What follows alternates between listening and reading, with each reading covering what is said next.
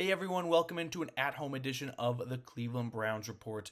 I want to do a different style of video today, and I want to talk about something that I think could give the Browns a major leg up on the opponents. Now, quick elephant in the room acknowledgement. I'm not in the studios, and I'm not even usually in my kitchen where I do at-home videos. No, thanks to American Airlines, I have been canceled twice and delayed for about 31 hours. So it's been a rough weekend for me trying to get home from a friend's wedding, but we are filming today's video from my fiance's parents' guest room, who also own birds. So if you hear chirping in the background, I'm very sorry.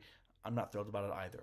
But I want to talk about a secret weapon for the Browns, and that is something that Kevin Stefanski talked about today at the Browns golf outing when speaking to the media. And a reporter asked Stefanski, hey, we saw the Chiefs talk about using their safety, Justin Reed, to maybe have the kickoff duties so that they can have an extra defender on the field to help out in coverage over Harrison Butker. And they asked Stefanski, would the Browns consider doing something like that? And Stefanski said, yeah, as Stefanski usually does, he doesn't give a committal answer one way or the other, but he basically alluded to they're confident in Dustin Hopkins to be accurate. Stefanski also mentioned something else that really caught my attention that I think maybe went over other people's heads or wasn't as sexy or juicy to them because it wasn't Deshaun Watson or Nick Chubb injury update.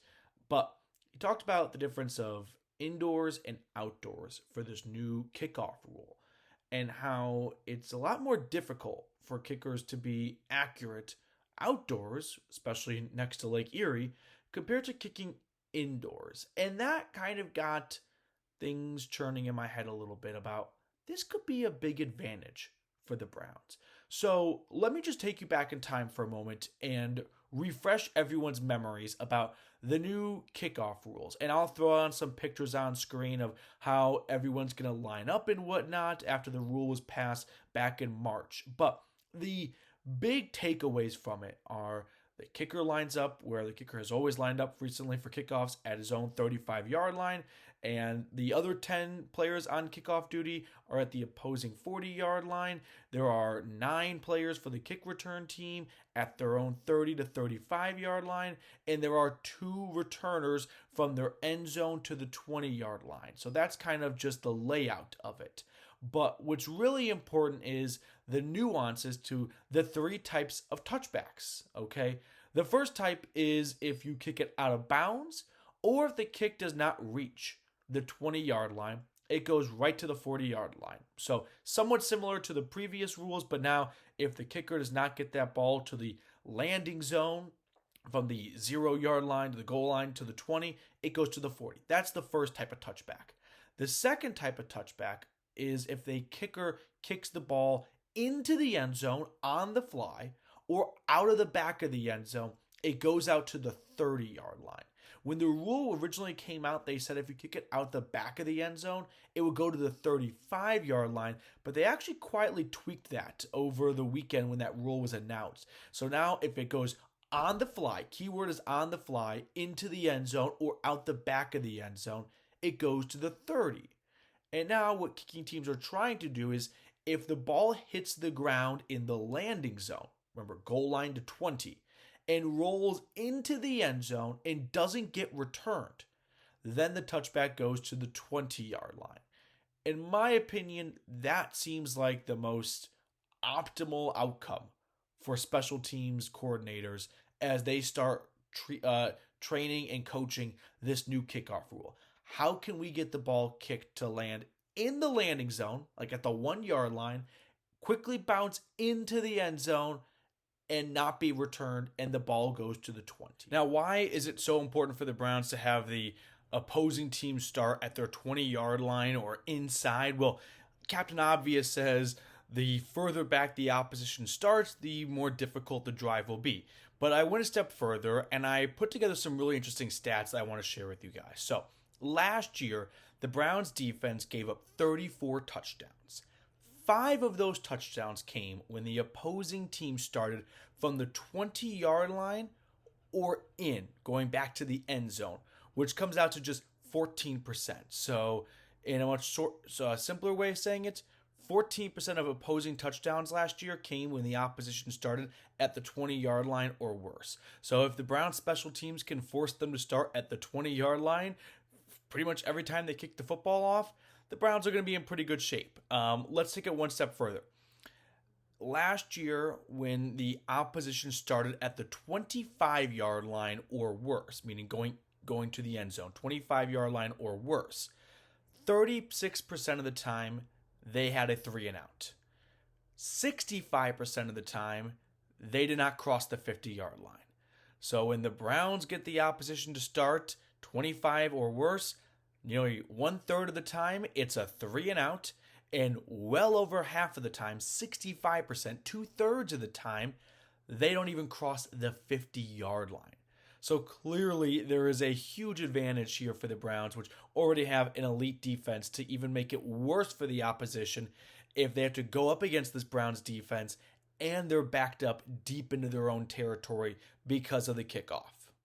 It's not going to be as easy as maybe fans, I don't think anyone knows or thinks since it's so new, but to get that accomplished. Teams are going to have 2 return guys. Think about before, when you only usually had like 1 return guy, how often would they let the ball bounce and then go into the end zone? Not very often, right? They usually have a very good beat on tracking the ball and getting under it. So with 2 guys back there, it's not going to be very easy to get that ball to land in the landing zone and then go into the end zone. But there is a new kind of wrinkle that Stefanski brought up with this new kickoff rule, which is hang time is irrelevant. Before, when you had your kicker hit the ball in the air, kick in the air, you wanted to have that ball hang in the air as long as possible so that the kickoff coverage team can get down the field. Now the kickoff team, they can't move until that ball is touched or hits the ground. So hang time's irrelevant. So you'll likely see some more line drive kicks to try and get that ball on the ground as soon as possible and bounce into the end zone. Now, it's not going to be super simple to predict where that football bounces, and I think that's going to be an area where we see maybe some special teams coordinators separate themselves if they're able to tell their kicker and, execute a kick where, hey, I want it line drive away from the 2 return men, bounce at the 5-yard line, roll into the end zone. But for me, I think the advantage for the Browns kicks in when you talk about Lake Erie. When opposing kickers come to Cleveland, especially kickers that kick inside in domes, like, say, the Cowboys, although week 1 shouldn't be, too windy, although you never know, they are going to be going up against a different beast, Mother Nature. Whereas Dustin Hopkins, you think about when the Browns traded for Hopkins, what was like the number one thing everyone said about him? Doesn't have great leg, but he's got great accuracy. So don't you think there's a decent chance that this may be a field where he actually has some advantage in placing the ball perfectly between the 1 and 5-yard line so that one of 2 things happen. One, hopefully the return men don't get there in time and it goes into the end zone, not on the fly, but from the landing zone into the end zone, touch back to the 20-yard line. Or if the return man does get there, well, they have the longest possible run to make to get to the 20-yard line without it being a touchback because it didn't go into the end zone because you pinned it between the 1 and 5 and you limit how long of a return it could be. Other kickers with strong legs but not as accurate necessarily, they may not be as good as pinpointing it in that 1 to 5 yard range. And in fact, we can actually show some loose data that backs this up. We have no idea what this is going to look like, but for what it's worth, the Browns last year, their touchback percentage was 58.9%. That ranked 28th in the NFL. First place was the Dallas Cowboys, 89%. Okay. Third, Rams. Fourth, Broncos. So a couple of indoor/mile-high teams that may not have the greatest amount of success at pinning those kicks in that 1 to 5 yard range and dealing with the elements when they come to Cleveland. Where Hopkins, He already knows how difficult it is to take into account the wind for field goals. Kickers now, they're going to have a lot, I wouldn't say tougher time, but, tough time as well when it comes to being accurate on these kickoffs to make sure the ball does not go in the end zone. Because if they kick it in the end zone on the fly, it goes out to the 30. And that is better than, I would say, 95% of kicks we saw last year in terms of starting field position. If the Browns could start every single drive at the 30-yard line last year, sign me up. That is better than, like I said, probably 95%. No actual numbers to back that up, but I think we can all agree eye test-wise, the ball hardly got to the 30-yard line last year on kick returns, if at all. So, for me, I think Hopkins, Bubba Ventrone, Kevin Stefanski, this is a market that is untapped. It's brand new to all 32 teams, and some teams are going to do a better job at attacking it than others. And sure, a little bias coming through. I think the Browns are going to do a better job at attacking it. They've got a kicker who doesn't have a super strong leg, but in this scenario, you don't want a super strong leg, right? You need accuracy over power. Put the driver away, take out the iron, right? That is Dustin Hopkins. You've got Bubba Ventrone, who is one of the best coordinators on the special team side of the football in the NFL. And then Kevin Stefanski, who is just, we all get tired of hearing it, but he's a Ivy League grad. He's a bright guy. Like, he's not going to be some football, muscle man that just blurts out, just tunes out special teams because it's all about offense or defense, right? This isn't like Texas high school football coach here. He is going to be very analytically driven in all the decisions he makes. And the Browns, I think, are going to be at the forefront of discovering what is the best way to go about this new kickoff rule.